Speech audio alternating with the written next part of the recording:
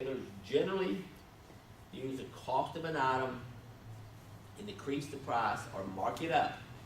How they make money is they buy it for X, they sell it for more money, don't they?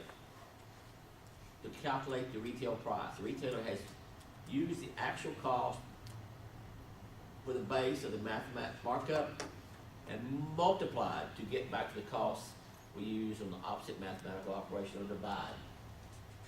Whoa, that thing sticks to me. I think I said already.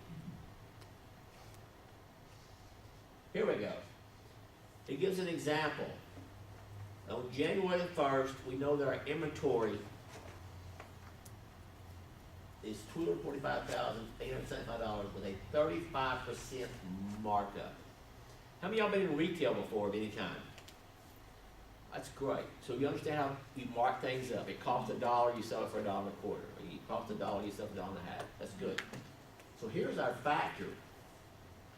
We know it's got $245,000, $875 in the value, retail value of it, 35% markup. We're going to take the markup factor equals 1 plus the 0.35. So why are we putting the 1 in there? Because That's the cost, isn't that's it? the cost. 35 cents the markup in there. 35 cents the markup. So we're going to say 245,000 divided by 1.35, which is the cost is the 1, 35 cents the markup, gives us a cost then of 182,130. So if we want to check this problem, to make sure we done it right, take the 182,130 times 1.35 equals 245,875. So something costs 182,130, and we put a 35% markup on it, that's going to take us to 245,875. That make sense? It's the markup on the cost. That's one example, okay? Let's see if I can short step y'all a little bit over here. Let's do this.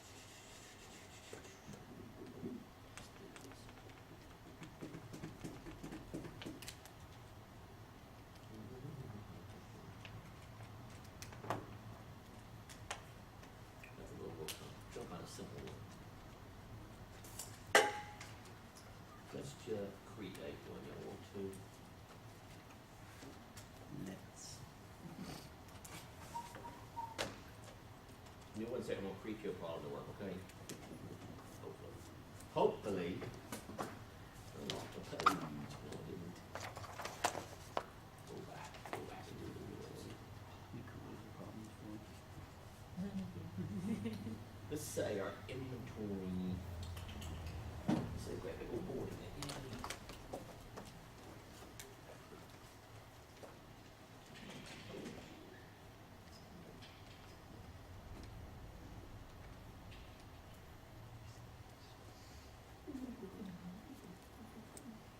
Let's try this and try to do something creative this weekend, okay? Let's say the retail value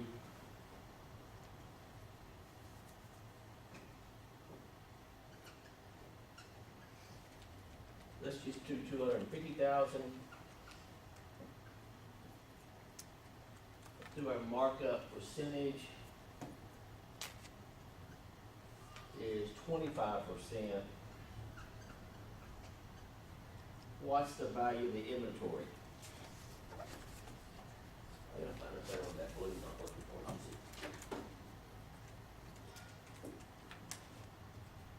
There we go.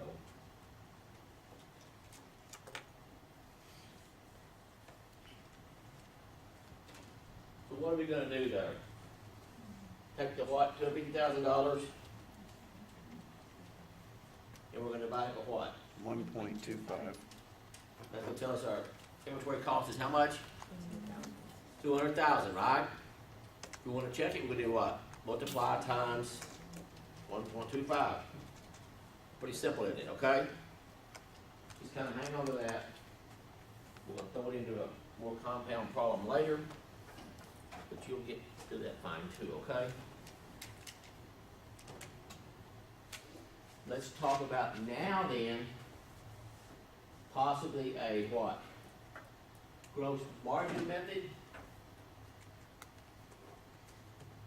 This example here is inventory accounting method to adjust physical year inventory to a calendar year, or to adjust company books when a merger occurs.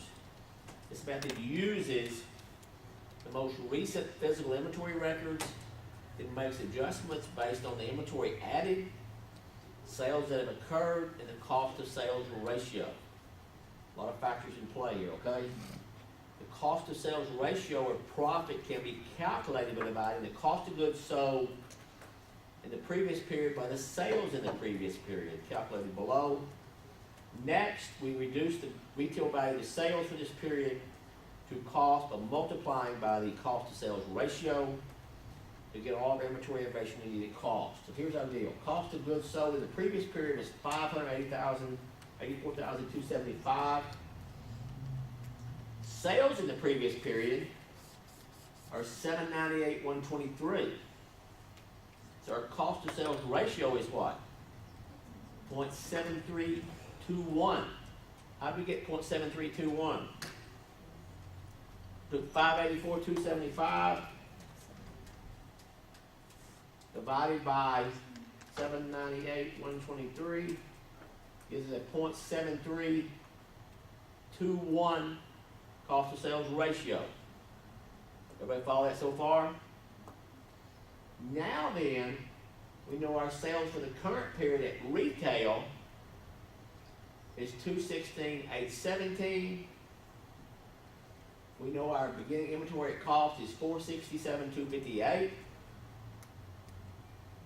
And we know our purchase this period cost is $97,432. So what are we going to start out with? We know sales at retail this period was $216,817. That's how much retail sales were. So we're going to go back to our cost of sales ratio, multiply this $216 at retail times our cost of sales ratio. So we know we got a minus, when we sold that stuff, the minus $158,732. That's how much we sold.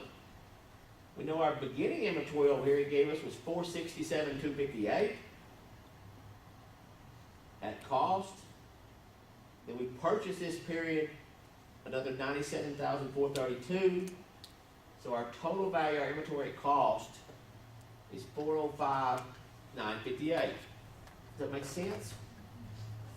It's a little complex, but yet what we're doing, we're taking our cost of sales in this period, cost of goods sold, sales in period to get a cost of sales ratio.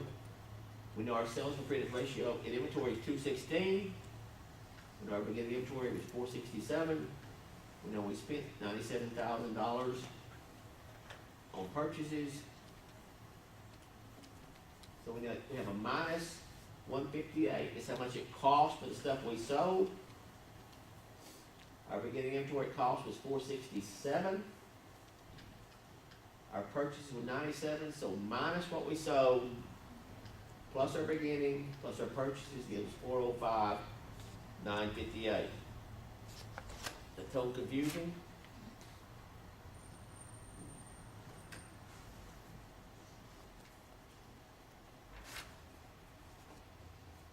It just takes a little while to get there sometimes, doesn't it?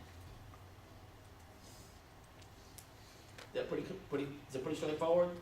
Then here's the problem you get into, okay? I'm going to tell you the problem you deal with. It's when you're doing a retail markup method, the average cost method. I got triggered. This thing sticks, doesn't it? I want to get back to about 136. When you get all these methods, they kind of want to run together, don't they? So you got to remember the markup method, gross margin method, both on the facts it gives to you, okay? Okay.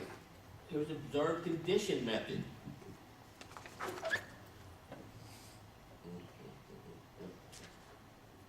Let's just stop this minute. We're jumping. Again. You may have some use items, furniture, fixture, and other non-realty items. You'll probably use a cost approach for those, like your fixtures. You'd have replacement cost new, or cost schedule for your fixtures and your machinery and equipment. And you could do historical cost indexing or the observed condition method. Let's talk a little bit about observed condition method. The replacement cost for a forklift we know is $62,840. It's estimated to be 12% depreciated based on the effective age and economic life. So we know that 100% value minus a percent depreciation equals a percent good. So 100% minus 12% means it's 88% good. So if you have a question that says it's 12% depreciated or 88% good, it's the same question in it. 12% depreciation, 88% good. You just depending on how you calculate it, okay? So 62,840 times 0.88 equals 55,299. So it's a straight observed condition method of depreciation.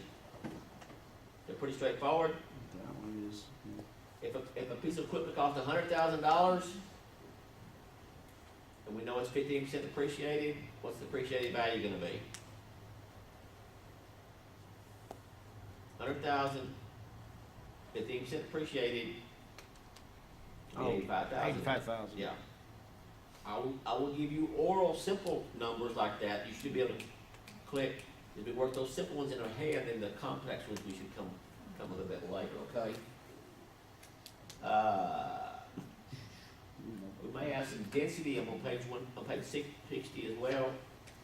On page 60, we may have the density schedules of use items. Examine the rendition or inspect the property to classify its estimated effective age. Quality and density, measure the area used in square footage where the property is located. Find the unit cost on a schedule for that type of property with similar density and quality characteristics, similar to inventory valuation.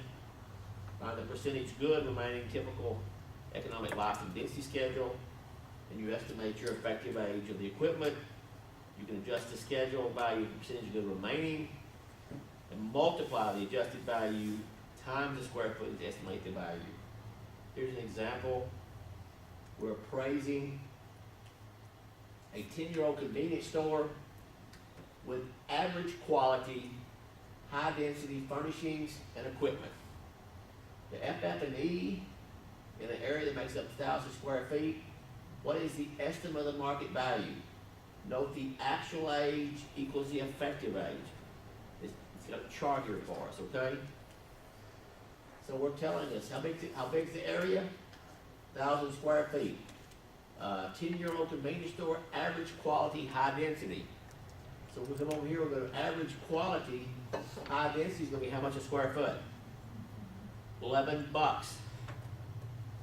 So he tells us its effective age is its actual age, it's 10 years old. So we're gonna come down this chart on percentage good, and we're gonna say it's got a 12-year economic life.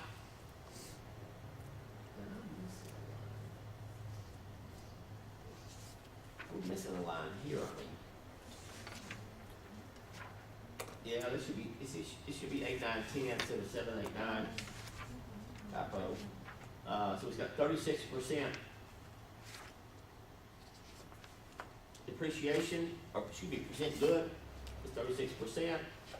So we're gonna calculate 1,000 square feet times $11 from our chart equals $11,000 worth of RCN. We go to our chart, do the percentage good. It should be 8, 9, 10 instead of 7, 8, 9. On 12-year life, it's 36% good. So 11,000 times the RCN, 36%, equals 3950 RCN LD. Replacement cost new, less depreciation. I've got something in red here. Fixed assets, furniture, fixture, machinery, and equipment typically depreciate as they are wasting assets.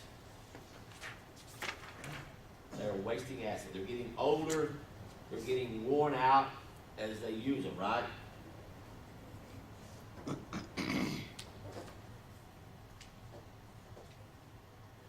They're getting worn down as things wear out. And we talk about inventory generally doesn't depreciate But those of y'all been in retail, what happens to your inventory sometimes? Depending on the inventory, it'll go Depending on the bad inventory. or spoilage or something. Spoilage, it gets old, you get damaged packages, Goes out of style. outdated, goes out of style, retail, classic example. So sometimes we make adjustment to inventory costs because of those things. Feed store, damaged bags, oh, rats got in it. I mean, there's all kinds of things going on in a feed store. But in a retail store, you can have things go outdated, go out of style. Several things can happen there that would affect the inventory's cost value. Let's look at some price guides. Price guides on page 62. We can have price guides appraising the used items themselves. Sometimes we have a price guide that will tell us something about national or built locally price guides. We examine the rendition, inspect the subject property in order to classify it. We'll be alert to special features and recondition that will add to the value. Estimate the effective age, condition, and degree of use aspects that will decrease the value. Find the price of typical personal property of that type in a price guide. Calculate adjustments, modify the price according to the directions the guide provides. Estimate the market value of the item using the adjusted price and any adjusted additional features affect the value. Greg will go out onto some auction sites and see what, Cat D9 dozers sell for. You got pictures of them, condition of them, and we can say Cat D9s are bringing 125, 175, whatever they're bringing, and kind of make a little chart, or 2010 Peterbilts are bringing X, and kind of classify and bracket those to kind of know what they're rendering and how the marketplace is treating those items. Let's talk a little bit about here's about a Caterpillar excavator. Let's talk about Caterpillar. It's always a good one to talk about. Caterpillar excavator cost $45,000 in 1997. Now here's the problem with the Caterpillar excavator. That stuff has went up over time, hasn't it? So what is the trending historical cost, less depreciation, and using our guide? So we don't. Does everybody understand cost indexing? Remember that? What it tells us, like, let's try to simplify cost indexing right quick. We're talking about an item that was sold years ago. We didn't use this to argue with homeowners about houses. Well, I built this house in 1962, selling for $20,000. Yes, sir, that's fine. It would cost about $225 to build it today. So let's talk about something. Say in 1973 when I graduated, the cost index was 1,000. And here we are in 2018. Cost index is 2,000. What does that say about prices in that time period? Prices of what? They've doubled, haven't they? That's just a simple way to look at it. It could be a lesser number here, but it tells how much the cost of those items went up in that time period. That happens pretty common on personal property. Like I said, we put the little cost index. A lot of elderly people at the lake was raising values. They were screaming about, well, I paid $25,000 for a house at 62. Well, it cost you $225 to build today, just based on cost indexing. It's kind of explain, well, I'm not trying to build it, I'm just trying to live there. That same guy that told me that story wound up selling that lot and that house for like $250,000. He had 100 foot of waterfront was the key though, okay? In a sweet part of the lake. He bought the lot for 10, spent 20 to build it, had 30 tied up in it, and sold it for like 250 when he sold it. But anyway, here's an example of Caterpillar excavator. We know the 2018 index is 1886.50. You know, the 97 index when it was new was 1228.30. Physical age is 11 years. In other words, it's 37% good. The effective age is 8 years. In other words, you took pretty good care of it, maintained it. Well, it's 55% good. So, by that, we turn around here and say the current year historical cost index creates a multiplier. Go back over to 1886, divided by 1228.30. times the 45,000 times 55% good. So we're telling this guy, you bought this in '97 for $45,000. It's still worth $38,000 today. Wow. That's hard for him to swallow, isn't it? But the fact that this stuff has went up, it's y'all. I keep saying y'all. Caterpillar stuff has always held value. Even we talk about when we do economic reports, they'll always quote Caterpillar one thing. Because Caterpillar is a good barometer of what? The economy. If people are buying Caterpillar stuff, they're building roads, building houses, etc. They're doing pipelines. So Caterpillar's sales is a pretty good volume indicator of what's going on in the economy. So we got the 1886 divided by 1228.30 equals a 1.53 multiplier times the original cost of 45,000. Turns that in, the thing that cost 40, it cost 45,097 would cost, oh my God, it's like a fast forward feature I don't like, okay? Fast forward backward now. Let me get some WD-40 this thing tomorrow, okay? She would freak out. It makes me trigger happy. But it will blow up with it. Okay. This thing that cost, which I think it's operator too, probably, cost $45,097, would cost $69,000 today. We know it's 55% good, so even though he paid $45,097, it's still worth $38,000 today. If the multiplier is more than one cost increase, if it's less than one, the cost is decreased. Here's a note just at the bottom, just cost index has only dropped one time in history during the Great Depression. So cost indexing has always showed a gradual increase in cost. Now some industries it took ups and downs, but the overall cost indexing has always been on the up since the Great Depression. Well, that index is, Huh? that's gonna be on a chart or something given, right? Yes. Cause you're not gonna really. There's actually a cost indexing chart at the back of the Marshall Swift book. It shows all industries and in mining, different company industries, manufacturing, et cetera, all types of cost indexing in the back. Goes back to 1916. Something that's really, really old, it's just went up a whole bunch of times. You know what I'm saying? It's kind of crazy. Okay, on page 60, whoa. 63. Let's do the first. What's these problems? Let's see. Some of them I want to slow down a little bit on. Let's do the first. Let's do the first 11 problems, okay? And then we'll go over those. First 11 are pretty straightforward, okay? 12 afterwards gets a little more complicated, so I want to slow us down a little bit, okay? Do the first 12 problems, and we'll cover those and check them, okay? Equipment like this between 08 and 18. Right there is B.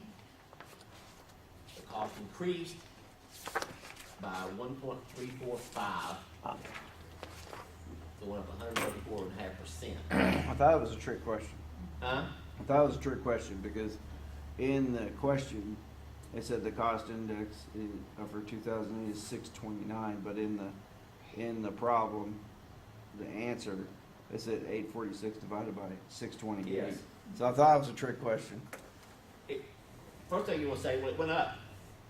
Actually, it says index is 629, it says 628, maybe that's a typo in there. It is a typo. Not the first one I found in this stuff, I don't go there, okay? We'll have some more, so just bear with us, okay? Okay. Question number 2. Use the tables below the following question to determine the percentage of normal appreciation for a machine with an effective age of 5 years and a 15-year economic life. We should go over the last column, 15 years, 5-year life, to be 27%. Those are pretty straightforward. Number 3, which property item is not an example of real property? That's going to be C, a communication tower. Number 4, which of the following property is not exempt from the property taxation? And it's A, office space rented to a school district. Number 5, which, come on, guys. wasn't pushing the button. Which of the following does the taxi unit have objections to the tax? Property in Austin, Texas, owned by residents of Canada is number D. Number 6, figure below shows part of a density table for a carpet inventory. What is the value of 1 cubic feet of high density average quality inventory? So you could have cubic feet in some cases. That's gonna be $21. Or D, which is the best definition of appreciation? The decrease in market value that arises when property's loss of usefulness is B. Number 8, what is the best definition of effective age of an item of property? We'll say A, effective age measures the age of the property in terms of condition and usefulness. Number 9, a computer is 32% good. Which arithmetic operation do you use to determine the current value of the computer? And it's gonna be number A, 0.32 times replacement cost. Number 10, an automobile with a replacement cost of $32,450 has depreciated 13%. How much value has it lost? Trick question, okay? Not the depreciated value, but how much value is it lost? The other answer will be there also. So it's lost 42.20 or D. You could easily put A, which would be the difference in those two numbers, okay? Number 11, the business uses the average cost method to estimate the cost of the inventory. On December 31st, the company had 3,782 items on hand. The following information was obtained from its purchase journal. So you add all these columns up and divide. So you got $84,874 in amount paid. You bought 53,000 items. So each item's gonna carry how much? Cost how much? Each item's worth $1.6014. Note you're carrying the average cost of one item to 4 places.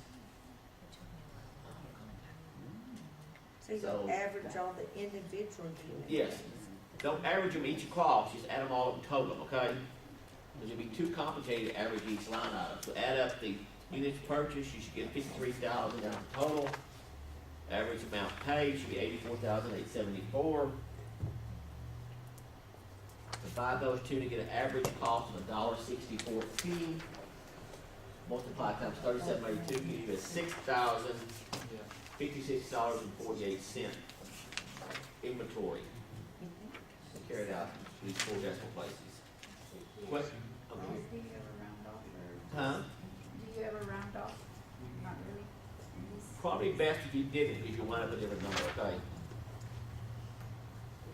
Generally, when you get that 4th place and you round, you're okay, but if you round earlier, you might be short, okay? Okay, question number 12, spend a few minutes on it, okay? How many's done 12 already? Anybody done 12? How many's not done 12? Work on it. Work on 12 and 13.